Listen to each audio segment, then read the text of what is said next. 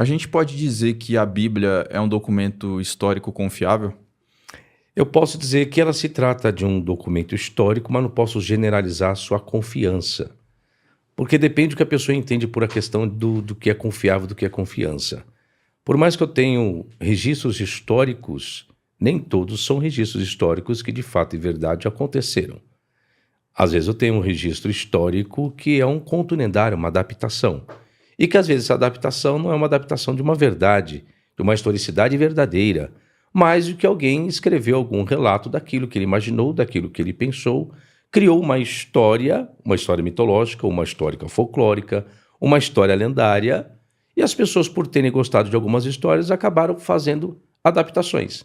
Então, se eu generalizar que é um documento histórico confiável, e quando às vezes eu tenho a palavra confiável como sinônimo de verdadeiro, aí eu tenho que tomar muito cuidado, porque às vezes nem tudo aquilo que está escrito como histórico é verdadeiro.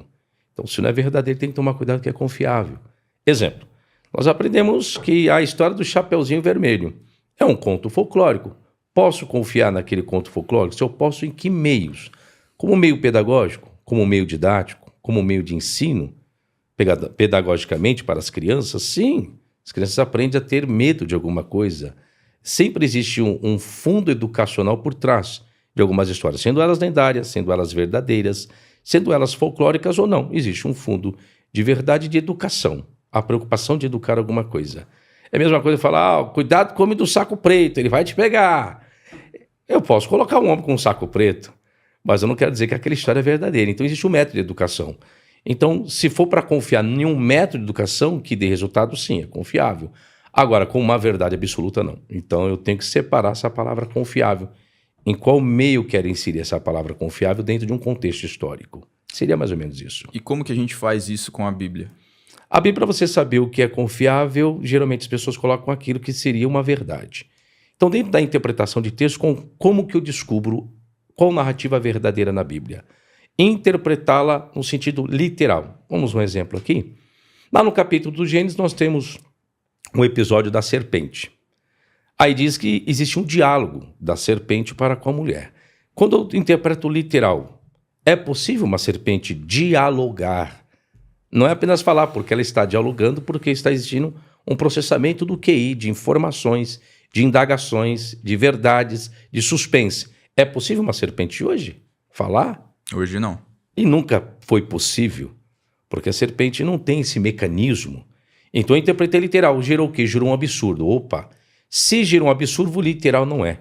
Então tem que descobrir, pode ser um conto lendário, um conto folclórico, um conto mitológico, pode ser figurativo, pode ser simbólico. Então eu interpreto literal para saber quais os meios que eu faço. Logo, então não se trata de uma verdade, se trata de uma adaptação de um conto lendário. E se alguém, de fato, acha que a cobra falava esse tempo atrás? 6.000 anos atrás? Porque aí, se existe colocar o fato como verdade, as cobras têm que continuar falando até hoje. Então, se ela parou, por que ela parou? Por qual meio? Por que elas não falam hoje? Porque você foi falar assim, segundo a Bíblia, mas ela foi amaldiçoada. Mas a maldição não foi para ela deixar de falar. A maldição foi para ela rastejar. Logo, as cobras teriam que falar até hoje. Mas nenhuma cobra fala. Logo, isso nunca se tratou de uma verdade. Tratou de um conto lendário. É assim que você descobre o que é verdade e o que não é verdade na Bíblia. A mesma coisa, uma jumenta falar. A jumenta lá de Balaão falou, porque ela viu o anjo, alertou. Também são adaptações. Existia um conto no Egito chamado Conto da Vaca e dos Dois Irmãos. É um conto mitológico, lendário, onde um irmão não se dava bem com o outro, um queria matar o outro, e aí ele indo para o estábulo, a vaca alertou, ei, o seu irmão está lá dentro com uma faca e vai lhe matar. O diálogo da vaca com um dos irmãos. Então você vê que a concepção de animais dialogarem, esses contos lendários folclóricos, é muito antigo. Isso não quer dizer que os animais falavam, não. É apenas a imaginação de quem escreve. Ele cria-se a trama dentro da sua narrativa, faz uso dos seus artifícios, ele vai criar vida a esses personagens e para interagirem no cenário o qual ele construiu. Mas isso não quer dizer que seja uma verdade. São contos lendários e folclóricos. O mesmo seria de Davi e Golias? Aí já é uma outra questão dificultoso, por quê? Porque você tem que provar a historicidade, se de fato é verdade eles existiram, né? Aí você tem o impasse da existência. Aí você sai de um animal agora para tratar de pessoas. É mais palpável, né? Você tem que lidar. Primeiro saber se Davi existiu e se existiu realmente Golias.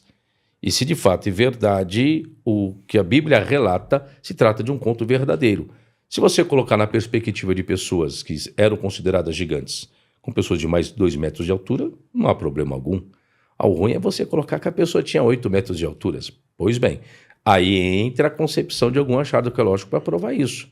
E se existiu, porque hoje não existem mais. O que houve da questão genética que as pessoas não podem ter 5, 6 metros de altura hoje? Aí já não compete a teologia. Aí já compete uma outra área científica para entender essa questão. Nesse sentido, então, seria um absurdo dizer que a Terra tem 6.000 anos. Absurdo porque a ciência prova o contrário.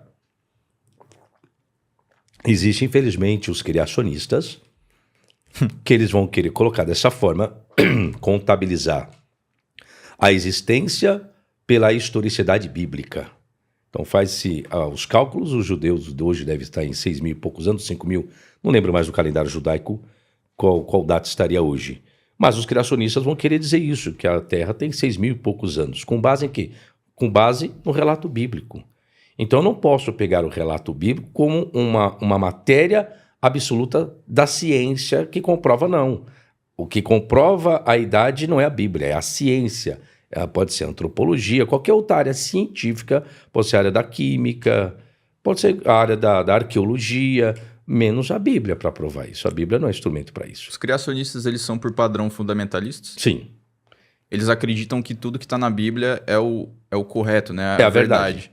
Os fundamentalistas vão acreditar que, de fato, é verdade, a serpente teve um diálogo com Adão e Eva. Aí, quando você faz as perguntas-chave científicas atualizadas, não tem resposta.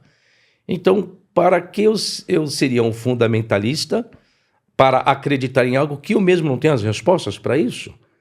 Eu não sei, eu não consigo pensar dessa forma. Eu não consigo, é difícil de entender pessoas que pensam dessa forma. Se você pensa em construir algo, e daquilo que você constrói com uma proposição, como você faz na construção uma proposição, se você não tem a resposta para ela, apenas indagações. Então, se você tem indagações, tem que ter resposta dessas indagações. E onde elas estão? Esse é o problema do fundamentalismo. Quando você pergunta, você acredita que a serpente dialogou? Acredito! Ela falou. E por que hoje elas não falam? Porque ela foi amaldiçoada por Deus. Mas a maldição, segundo o relato bíblico que Deus deu, não foi para ela deixar de falar. Foi para ela rastejar. Logo, então, teria que existir a continuidade dessas serpentes falando. Uhum. Não, porque ali, professor, não foi a serpente quem falou o animal. Ali foi uma possessão, foi Satanás que adentrou ali na serpente e teve um diálogo. Aí você já entra no outro problema. Qual outro problema? Vamos lá. Quando os escritores estão escrevendo esse relato, eles tinham a concepção e a ideia de Satanás como um ser que incorporava em animais? Essa é a pergunta que eu faria para o fundamentalista. Você tem a comprovação agora? Dentro da Bíblia? Não tenho. E agora, como você me prova? Só que a Bíblia não está dizendo nada de uma incorporação. Está dizendo apenas os escritores que a serpente era o animal mais astuto que Deus criara no campo. Então, já está dizendo que ela tinha sua astúcia. Agora, não está dizendo nada ali que é Satanás. Vai existir um entendimento posterior, com base lá no Novo Testamento. Agora você tem um cânon, um livro fechado, com outros livros tentando explicar algumas partes. Mas quando os escritores estão escrevendo, não existia Novo Testamento ainda, não existia nada disso. Então, a interpretação ela tem que ser feita do ponto de vista do escritor, do seu período, da sua cultura, do seu tempo. Aí, se eu faço essa interpretação que muitos fazem, isso é uma metodologia judaica que chama-se Midrash. Estou fazendo um comentário daquilo que eu acho, daquilo que eu penso, e carrego dentro desse meu comentário aquilo que eu quero, para trazer uma explicação para endossar a minha fé e a minha crença. Mas não que isso seja uma verdade, isso é o problema de ser tão fundamentalista assim. Esse trabalho de diferenciar, né, o que é um absurdo da Bíblia, o que é uma fábula e tal, né, nesse sentido, vem do estudo da exegese. Exegese e hermenêutica, mais propriamente da exegese. Tá, e assim, como que então, o que você diz que é esses absurdos, né? Por que eles estão ali na Bíblia? Para enfeitar a trama da narrativa, são ferramentas de quem escreve alguma coisa.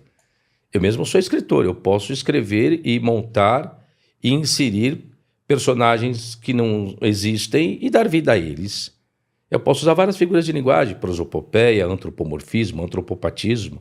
As árvores bateram suas palmas. A árvore não bate palma, mas é uma figura de linguagem. Então, a figura de linguagem são artifícios e ferramentas de quem escreve alguma coisa. Lógico, tudo que é escrito com objetivo, com clímax. E para chegar no clímax, ele desenvolve a trama da narrativa. É igual os filmes e as novelas. São realidades? Não são realidades, mas gera-se um trama. Gera sempre algo no fundo do que quer apresentar, do que quer ensinar, do que quer chamar a atenção. Então, a comunicação é isso. A comunicação ela é feita para chamar, para ensinar, para preservar, para trazer uma nova ideia. Isso é a comunicação. E, querendo ou não, a Bíblia se trata de uma comunicação. E para gerar a comunicação do entendimento e do aprendizado, eu uso as minhas ferramentas e faço o que eu quero com a narrativa. É um meio de comunicação. Exemplo, o que o escritor do Gênesis quer transmitir ali no capítulo 1? Você tem a preocupação dos animais, então ele tem que estar socialmente num âmbito para conviver junto com outras questões. São os animais. Ele tem que organizar a vida dos animais, ele dá nome aos animais, existe uma preocupação. Ele tem animais, existem os casais de animais. Cadê a mulher dele? Ao escritor, vamos ter que criar a mulher. Ok, agora muda-se o movimento e o convívio agora. Agora é um convívio familiar, já não é mais um convívio social. Ok, criou a mulher, aí vai gerar o quê? Tem que gerar problemas, intrigas no relacionamento, nas ordens entre homem e mulher. Agora a mulher cedeu alguma coisa que o homem foi e cedeu também, porque a mulher tinha cedido primeiro. Problemas conjugais. O homem não foi o primeiro a comer do fruto, foi a mulher. Mas por que o homem comeu? Porque o autor quer demonstrar o amor que aquele homem tinha por aquela mulher. Porque a sentença de comer o fruto, o que era? Era a morte. Aí ele vê, poxa, minha mulher já vai morrer? Não. Então morrerei com ela. E dentro da igreja, quem que faz essas interpretações assim? Bom, no caso, para fazer esse tipo de interpretação é exegese. É o exegeta quem faz, é o hermeneuta quem faz. É uma área da ciência. É uma ciência humana que lida com a interpretação, assim como você tem a interpretação do direito, a hermenêutica no direito. Você tem a disciplina hermenêutica dentro do direito, que é a interpretação. Então, tudo aquilo que envolve a interpretação envolve uma ciência. Logo, então, nem todos os pastores são hermeneutas. E nem todos que são teólogos são hermeneutas também. Por mais que a disciplina ela é plausível na disciplina, ela tem que fazer parte da disciplina. Porém, existe a especialização, né? A pós-graduação que você se especializa nessa área para só lidar com isso.